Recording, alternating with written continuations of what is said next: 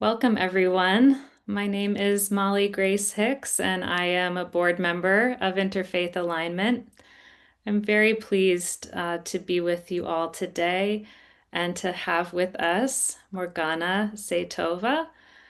And Morgana will introduce herself, but she is a steadfast supporter of alignment, of everything that we do here, and a very special person, a Wiccan High Priestess. And I will turn it over to you, Morgana, and we look forward to hearing more about Samhain tonight. Thank you, Molly. Yes, I'm actually very, very, very honored to be here. I was here with us at Imolc. It's more than 6 months ago, of course, but I'm really, truly honored to be with you all for All Hallows Eve, which is one of the major festivals in our Wiccan Wheel of the Year. First of all, I've lit a candle. It could be a light, the whole session. And I've also got some recognizable Halloween, Samhain fruit, the pumpkin, the apple, and the nuts. So they're here next to me, and I will be referring to them occasionally. First of all, I'd like to tell you a little bit more about All Hallows Eve or Halloween. All Hallows Eve or Halloween has deep and layered origins that merge ancient practice, pagan practices, Christian practices, and folk traditions. Its development can be traced through several cultural streams. The roots of Halloween lie primarily in the ancient Celtic festival of Samhain, celebrated in Ireland, Scotland, and parts of Britain around the date of October the 31st. Samhain means summer's end, marking the transition from the light half of the year to the dark half. In Irish Gaelic, it means literally the first day of winter, and it is also, strangely enough, the name of the month November. The Celts believed that on this liminal night, the veil between the worlds was thin, allowing spirits, ancestors, and otherworldly beings to cross into the human realm. Bonfires were lit to ward off malevolent spirits, and offerings of food were left for ancestors and wandering souls. People wore disguises or guises to confuse or repel harmful entities. Divination rites were common, foretelling marriage, death, and the fortune of the coming year. One custom at this time of the year was to use lead, the metal lead. Lead pouring is an ancient technique of divination using melted metal. Typically, molten lead or tin would be dropped into water, and the diviner would interpret the pattern or the way in which the metal solidified. Many of these customs, traditions, later blended with Christian and local folk practices. In the 7th century, the church began to Christianize pagan festival. All Saints' Day, All Hallows Day, was originally celebrated in May, but Pope Gregory moved it in the 8th century to November the 1st, possibly to coincide with Samhain and to help convert pagans by reinterpreting the festival. All Hallows Eve, therefore, became the evening before All Hallows or Saints' Day. All Souls' Day was November the 2nd and followed soon after, honouring the faithful departed or beloved dead. This created a 3-day observance, which we now know as Hallowtide. All Hallows Eve, the vigil of the saints, and for all who have crossed beyond. Yet beneath the bells and prayers, the old songs still stir, of apples and embers, of endings and beginnings, of kinship that time can never sever. So we light our candles once more, for those we love, for those unforgotten, for the earth that cradles us all. In medieval Europe, customs around death, spirits, and the harvest continued. Souling, which is what the poor did by going from door to door on All Hallows Eve or All Souls Day, offering prayers for the dead in exchange for soul cakes, guising children and adults dressed in disguise to receive offerings, a precursor, probably, to modern trick-or-treating. Jack-o'-lanterns originated from Irish folklore. The tale of Stingy Jack, who tricked the devil and was doomed to wander with a glowing coal inside a carved turnip. Of course, immigrants later would use pumpkins in America.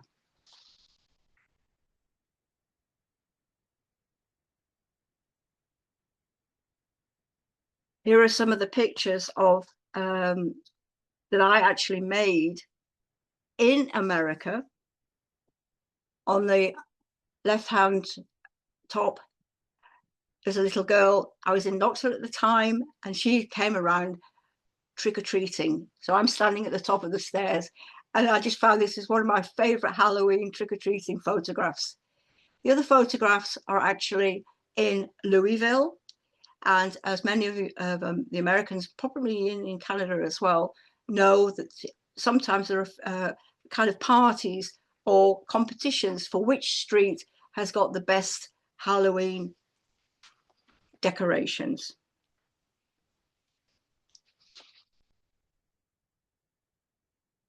So when Irish and Scottish immigrants brought these customs to North America in the 19th century, they blended local harvest festivals and evolved them into modern Halloween. Community parties replaced some of the earlier religious or spiritual focus. So as I've just said, the trick-or-treating became really widespread by the mid-20th century. And I guess many of you, if you didn't do trick-or-treating when you were a child, you will certainly, as parents or grandparents, know of the children who come around, usually with big baskets these days.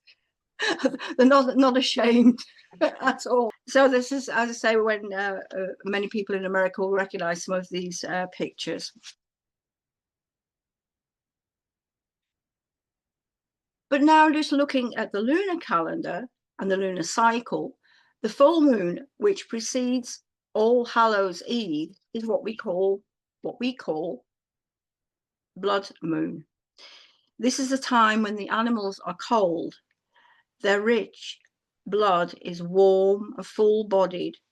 This is the time when the apples are the sweetest, the nuts are fleshy and sumptuous. The grapes are being made into wine, all in preparation for the winter ahead. But blood moon also reminds us of the bonds created by our blood brothers and sisters and our connection with the ancestors, our families. This theme is echoed again at Halloween when we invite our beloved dead, our ancestors, to join us. As we have seen, All Hallows Eve is a weaving together of these ancient roots of Samhain and the later Christian Hallowtide.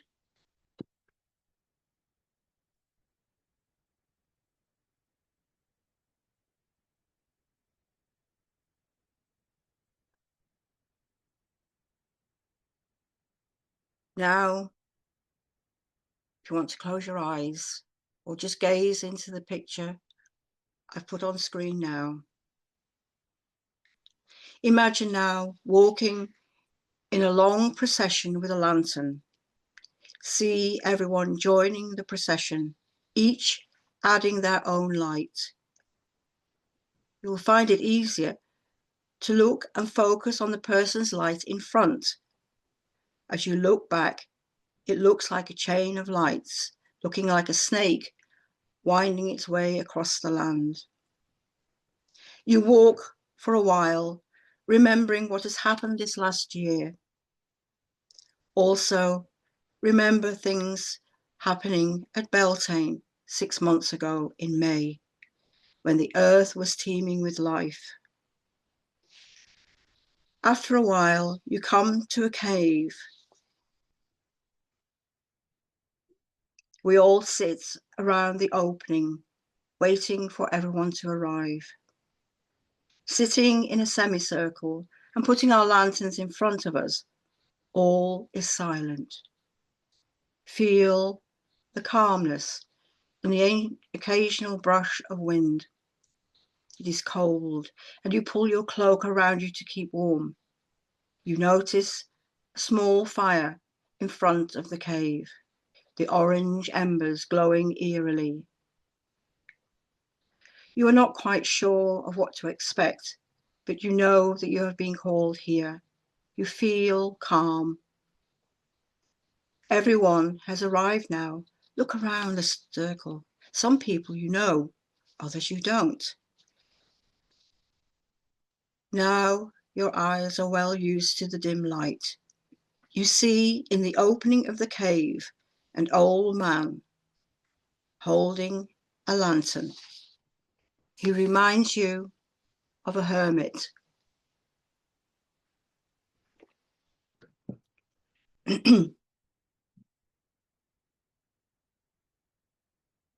I am the God who waits in the dead of the year, in the dark of life. In the depths of the wood where no birds sing, there will you rest again in my hand. Be fearless to look upon death's head, for I have other faces and another hand to give again that which I take. Come gladly to my call. The great mother holds my promise, and no thieves shall steal from you, nor evil ones harm you in the compass of my hand.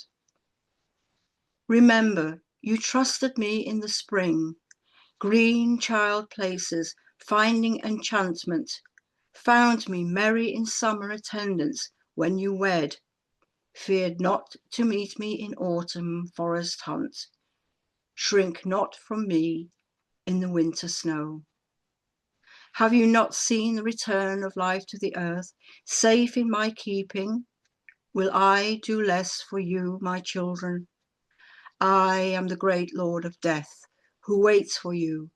Have faith in life and trust in me, as the circle of the year brings forth the time of my domain.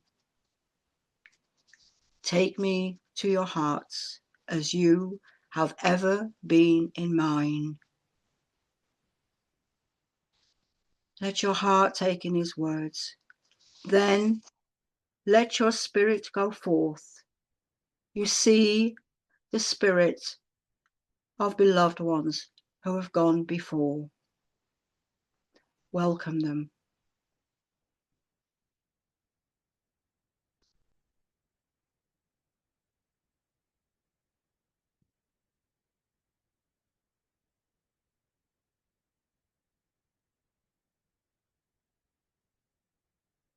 Remember those who are now also in danger, whose lives may be in real danger.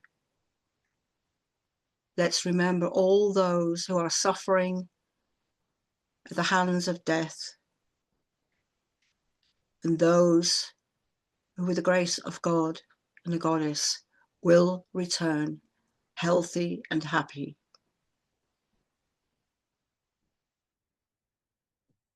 Slowly, great God of death retreats back into the cave. He will guard over the flame, and your voices will be heard.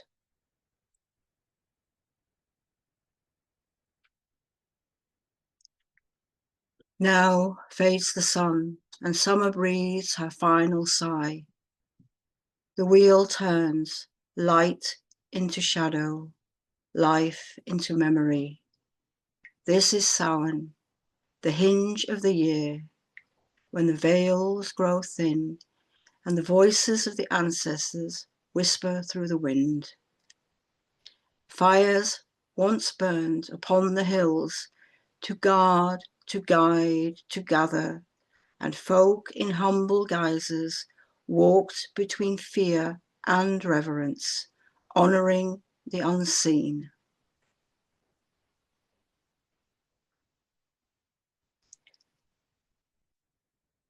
Blessed be this turning of the year, and all who walk its sacred edge.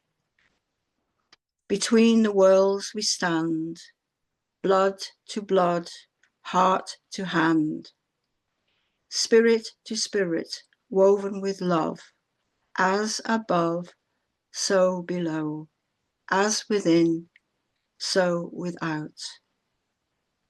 On this hallowed eve, we, keepers of vows, hold this web of kinship now.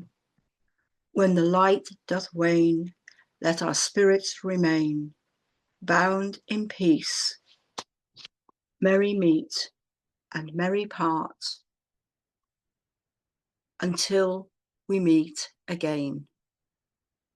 Thank you.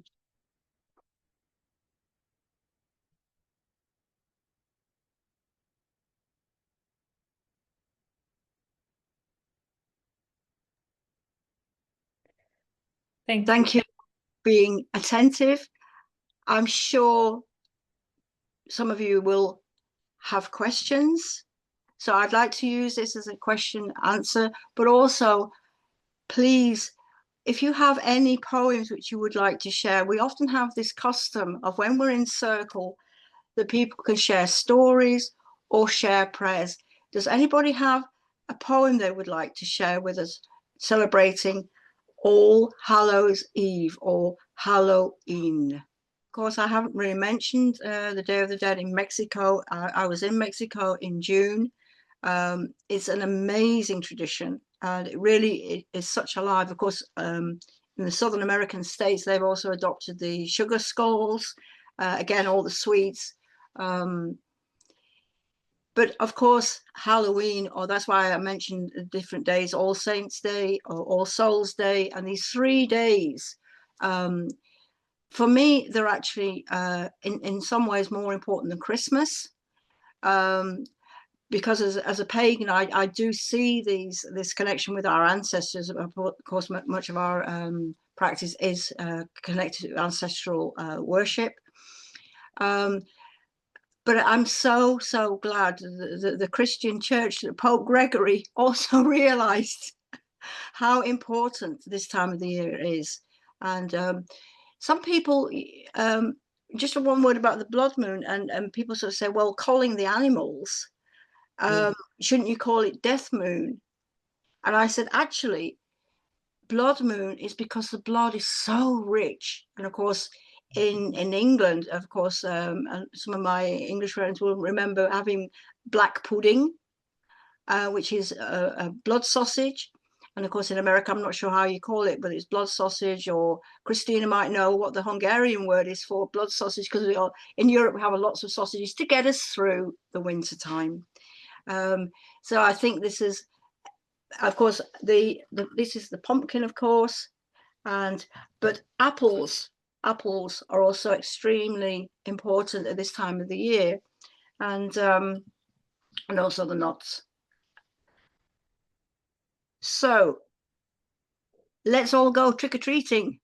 In the Netherlands, I lived near to Utrecht. Just as a bit of an anecdote, I live in Utrecht, and Utrecht, the patron saint of Utrecht is St. Martin.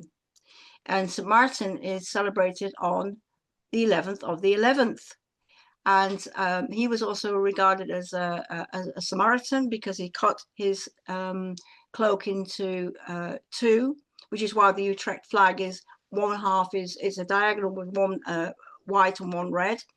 But the old date, get this, the old date for Halloween used to be in the Julian calendar, the 11th of the 11th. or is it? Are we on the Gregorian calendar or the Julian? I never remember which. But that's where the 11 days. So the old festival used to be on the 11th of the 11th. And so I always remember, and that's St. Martin's Day. So the children now go around the streets with their, what they call lampionnetjes, or the lanterns. And it's exactly so here in the Netherlands, we celebrate our trick-or-treating with the lanterns, and actually on the 11th of the 11th. Well, thank you so much, Morgana. This has been a very rich time.